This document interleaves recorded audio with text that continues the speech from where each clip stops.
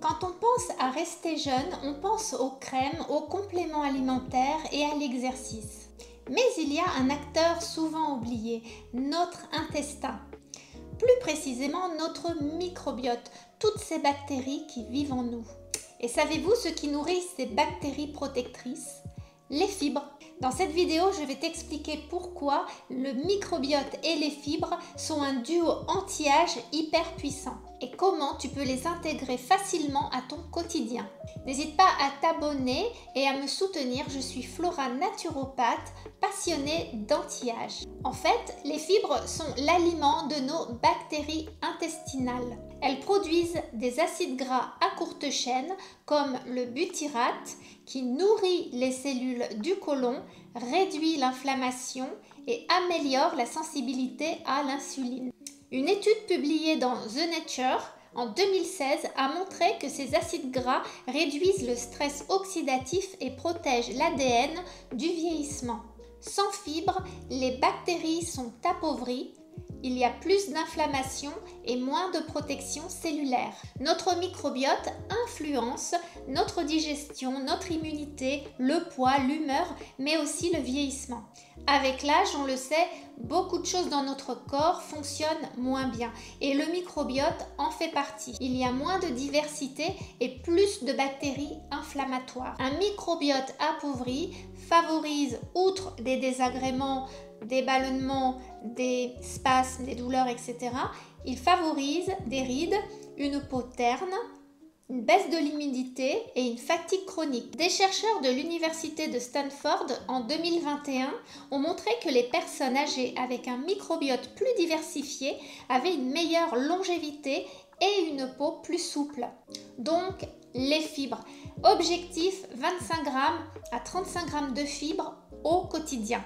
Les sources de fibres, les légumes colorés, les fruits, les légumineuses, les céréales complètes. Astuce pratique, commence toujours ton repas par une portion de crudité qui va ralentir l'absorption du sucre. Tu peux aussi ajouter une cuillère de graines de chia ou de sésame dans ton plat. Si ton plat n'est pas assez humide, tu peux les pré-tremper et les rajouter. De toute façon, les graines de chia, elles n'ont quasiment pas de goût. Les graines de sésame, elles sont croquantes, elles sont très agréables à la mâche.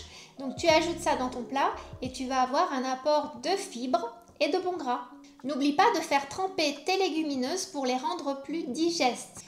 Attention, si tu n'as pas l'habitude des légumineuses, introduis-les progressivement pour que ton microbiote apprenne à les digérer et ainsi éviter les troubles, les ballonnements. L'avantage des fibres, c'est qu'elles améliorent le transit, c'est une bonne nourriture, c'est le support pour tes bactéries intestinales en pleine santé. Des études montrent qu'un régime riche en fibres peut réduire le risque de diabète de type 2 de 30%. Attention, manger une pomme entière avec ses fibres n'a pas le même impact du tout au niveau du microbiote que de boire un jus de pomme. Préfère les fruits entiers qui vont t'apporter la matrice, les fibres, en plus des vitamines et minéraux, antioxydants et bien sûr le sucre. Mais justement, de manger la pomme en entier, ça a une charge glycémique beaucoup moins importante puisque tu as les fibres qui accompagnent.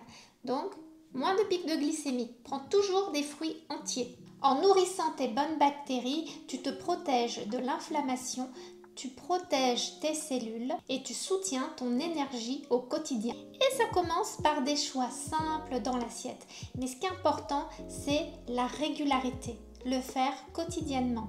Et bien sûr, tu peux te faire plaisir, que ce soit à la maison ou au restaurant, voilà. Je dirais 20% du temps, tu te fais plaisir et 80%, c'est déjà beaucoup. Tu essaies de respecter la ligne de conduite qu'on a vue. Alors dis-moi quelle source de fibres tu es prêt à ajouter dès demain dans ton assiette. Et je te dis à très vite pour une autre vidéo vitalité et anti-âge.